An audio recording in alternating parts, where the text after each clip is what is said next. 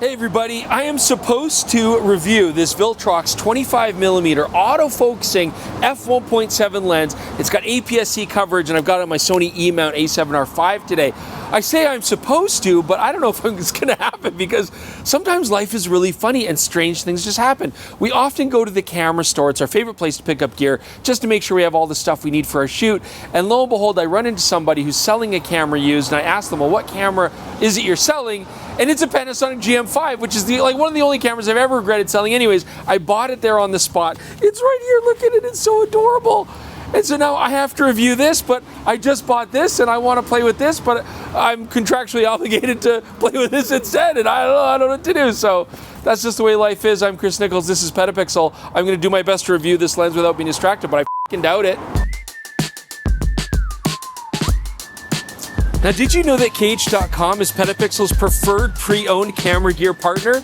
And I kind of owe them an apology because KH is actually at the camera store right now purchasing all their gear. I mean, they do these roundups and it's always successful. Look at the parking lot. It's just crammed full. But I happened to run into one of my good friends in the lineup, asked them what they were selling, and said, oh, I'm selling this GM5. And I was like, oh, I got to have it right now. So the nice thing about that is I've known this person for over a decade, so I trust them. But most of the people coming here to sell gear, they look pretty shifty to me. You don't want to be meeting these people in a dark alleyway and trying to exchange money and possibly getting stabbed. So all of this gear that's going to KH.com right now, it's going to be on their website soon. And that's definitely the best place to buy it because you know that it's going to be checked over by experts. It's going to have a solid warranty. And if it's not the kind of camera that you want, you have a 21-day policy that you can return the camera and get your money back. They don't want to stick you with something that you're not going to be happy with. So avoid all the private sale hassles, all of the getting stabbed in parking lots, and go to KH.com and buy your gear there. It's a great way to do it. So let's talk about handling on this super compact little lens here. So this is a 25mm lens on an APS-C camera. It's going to give us roughly a 35mm full frame equivalent. I am using it on full frame body, but just in APS-C crop mode, which will give us the same kind of image quality we would get out of like a Sony A6700, for example. Now this lens is very small. I love the fact that we've got a very compact 52mm filter thread in the front, but this lens doesn't leave a lot of real estate for anything else. I mean, we have a manual focus ring, which it feels pretty fair to middling. I mean, it's all right, I guess, it'll work. But I don't have anything else. No switches for manual focus, no other controls, no customizable buttons on this lens. And I mean, there's no rubber seal or anything like that to speak of. I mean, this is where we see the cost-cutting measures to keep this thing as affordable as possible. But at least we do get an actual metal mount there on the ring. It occurs to me that Viltrox is really making a big push to become a renowned optics manufacturer, which is great. Very excited about that. And as we said, 2025 is going to be the year that we commit to testing more of these lenses that come from overseas places like China, for example. And so we tested one of Viltrox's most expensive, prestigious lenses, the 135mm. Now we're testing their most affordable, compact, budget little lens here. And I think that's great that they're trying to do a big span. So I'm excited to play with it. It also occurs to me that this is another 35mm lens. I mean, this is also seemed to be the year to make Chris shoot the 35mm focal length. I don't know if that's like a psychological warfare thing, like a shock and awe tactic, or is that like just do it until I like it? I don't know, desensitization. Anyways, I'm gonna get through it, but I hear there's a lot more 35mm to come, unfortunately. So when it comes to autofocusing performance, of course, this lens is going to have a very simple stepping motor, but it's quiet and there's not a lot of glass to move. And as you can see here, the autofocus performance is excellent. I mean, Shang Tsung would say this is a flawless victory straight up. I mean, I'm going quick, near to far, no problems at all, very accurate. So good job, Viltrox.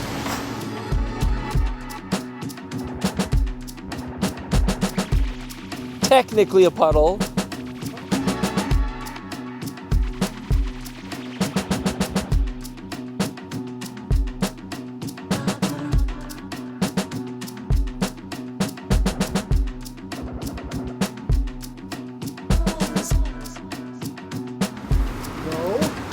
What?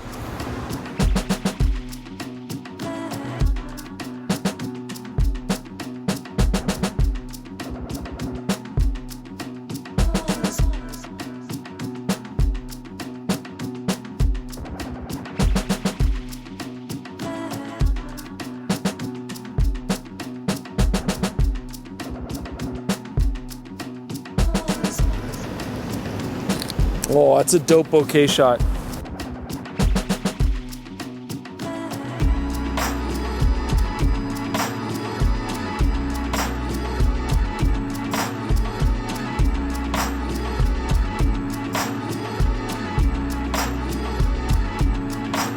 Okay, so I love staples in sunlight. I mean, you get little shadows and stuff, so I always like to do a close-up with it. But this is not a macro lens, and honestly, I did not expect it to be. I mean, a 35mm full-frame equivalent f1.7 lens like this, you're not going to get any sort of macro capability, and that's fine. You know, the occasional shot, you can get somewhat physically close for details, but I mean, yeah, that's not this lens's strength. I didn't expect it to be.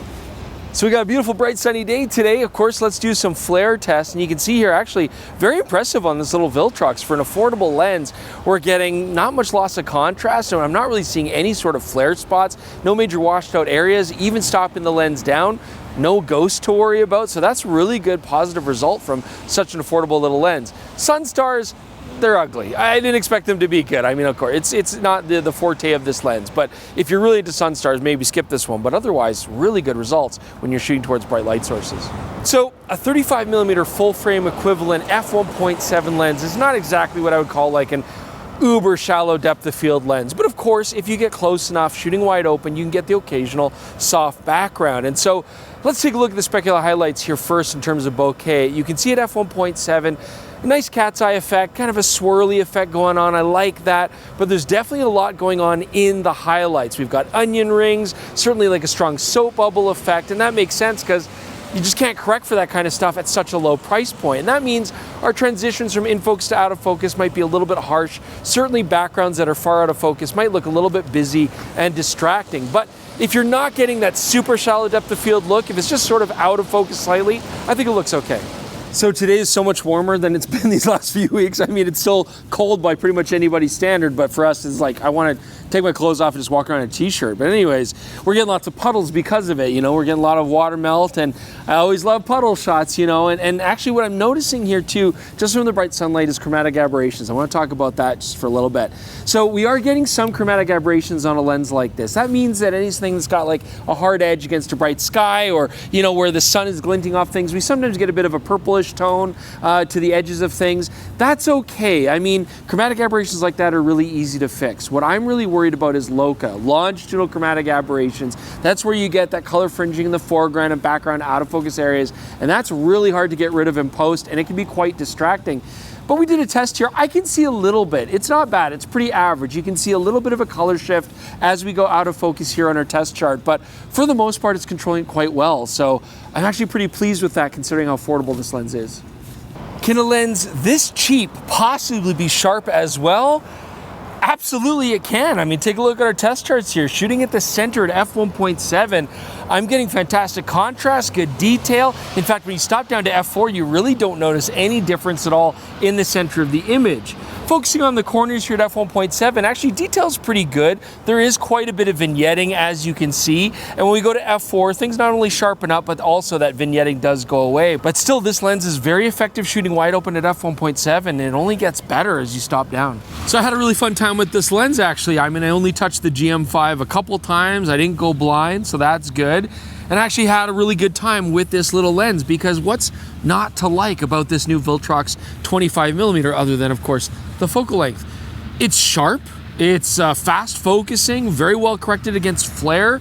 You know, the only issues I could really think of is a bit of vignetting at 1.7, and the bokeh is not stellar, but these are things that can be easily mitigated just the way that you shoot and your shooting style. And so honestly, I think this is a fantastic lens, especially when you consider the price that you can get it for and the competition that it faces. First, let's say that you get this for the Fujifilm X mount. Well, Fujifilm has a decent f2 23mm, but it's not amazing. It's just decent, and it is definitely more expensive than this lens. I think this would give very comparable image quality, but for a lot less money.